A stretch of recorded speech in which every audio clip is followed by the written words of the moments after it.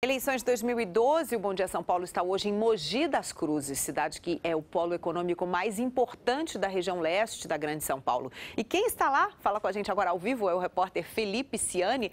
Quando a gente pensa, né, Felipe, em Mogi das Cruzes, a gente pensa logo naquela produção de legumes, verduras, né, no cinturão verde, mas esse perfil de Mogi está mudando, né? Um bom dia para você.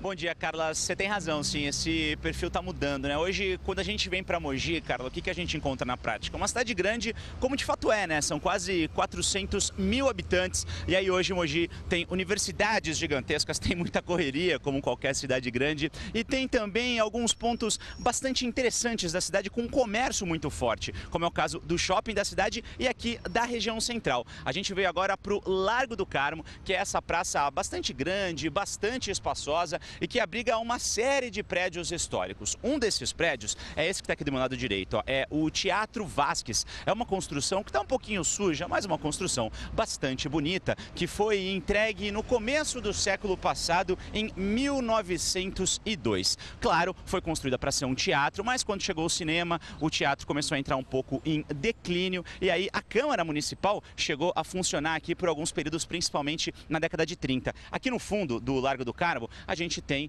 claro, a igreja que dá nome a esse lugar, que é a Igreja do Carmo, uma obra também bastante antiga, mais antiga, inclusive, que o próprio Teatro Vasques. Essa obra aí, ela foi entregue no fim do século XVIII. Aqui no Largo do Carmo, a gente tem aquele ponto de ônibus ali ao fundo, que é um ponto bastante movimentado pela manhã. A gente vê movimento muito forte também aqui de ônibus, pessoas que estão principalmente deixando o centro aqui da cidade para ir, inclusive, para lavouras. Como a gente disse no começo desse nosso bate-papo, não é só de hortaliças e frutas que vive Mogi das Cruzes, como a gente vai ver agora na reportagem.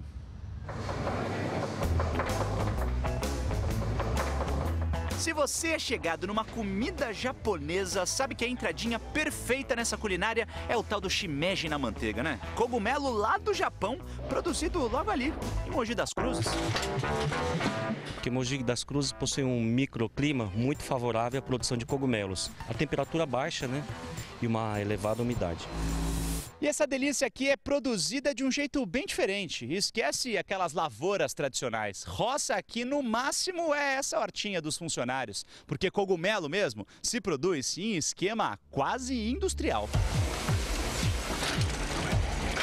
Tudo começa com uma mistura de água, serragem peneirada, farelo de trigo, fubá e farelo de soja. O composto é colocado nesses potinhos aí, que são esterilizados e trazidos para essa máquina, que vai jogando as sementes na mistura. Depois, tudo é levado para salas climatizadas, onde em poucos dias já dá para ver bem as sementes crescendo e tomando conta da mistura. Pouco mais de um mês depois, os potes estão todos brancos e o shimeji todo bonitão na parte de cima.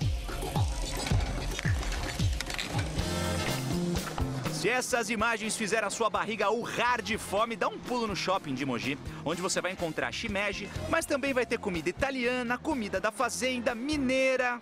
Para fazer digestão, que tal umas comprinhas? Pode escolher, tem o que você quiser. E tem que ter mesmo, porque esse daqui é o único shopping da região que faz brilhar os olhos dos consumidores daqui e principalmente de fora da cidade. Salesópolis. Guararema não tem, né? Nada que a gente possa comparar com o shopping daqui, né?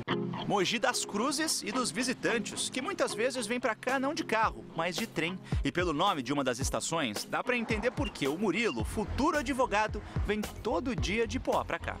Quanto tempo isso demora?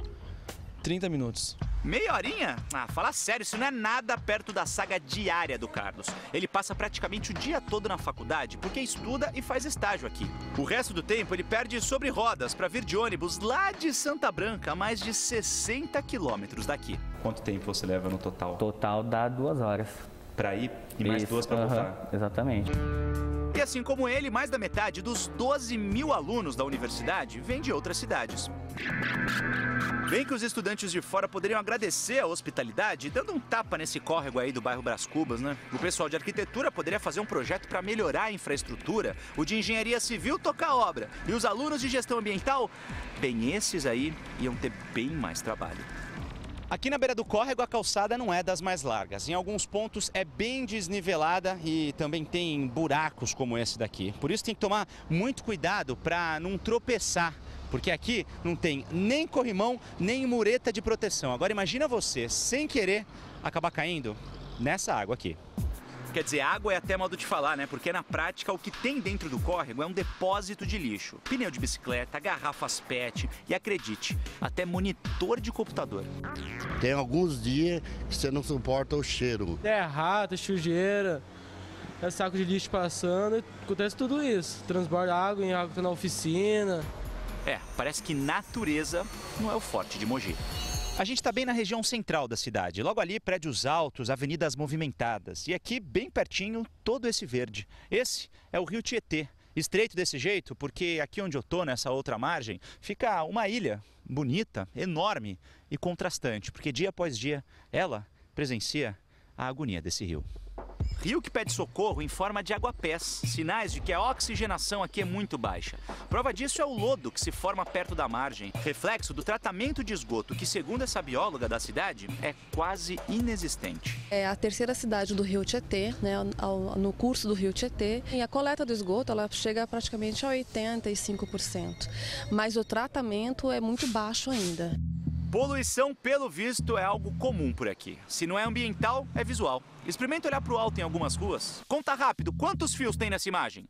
Não consegue ver o céu, só fio. Então olha para frente, para os prédios antigos, bem antigos, e nota que em muitos deles a poluição é outra, a do spray. Falta de respeito ao centro histórico da cidade, que surgiu em 1560. Nasceu das ruas estreitas, que até hoje estão lá, espremendo a frota que dobrou nos últimos 10 anos, para não passar aperto aqui, só fugindo para outros cantos da cidade. Só que aí o problema pode ser outro, ter que esperar o trem passar em muitos pontos onde a linha férrea rasga as avenidas sem dó.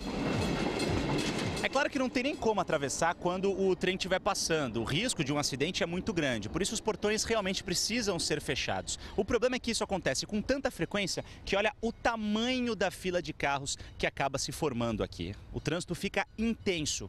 Haja paciência. Vai ficar quanto tempo agora? 10 minutos. Você passar 2 vezes, 4 vezes aqui, são 40 minutos. Bom, mas antes esperar do que ter pressa e provocar acidentes. Quem é daqui diz que as batidas não são raras.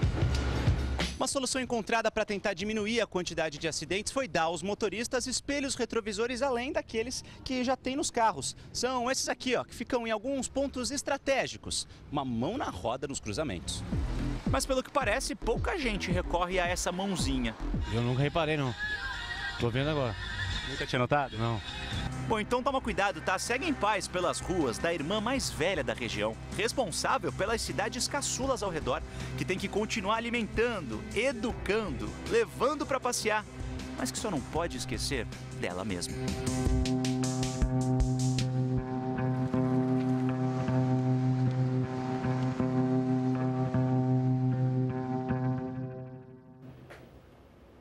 Olha, infelizmente são gerações e gerações usando os rios como esgoto. Infelizmente aí a gente vê essa imagem do Rio Tietê, né, Felipe? E ali é muito esgoto, como você disse, sem tratamento nenhum, né?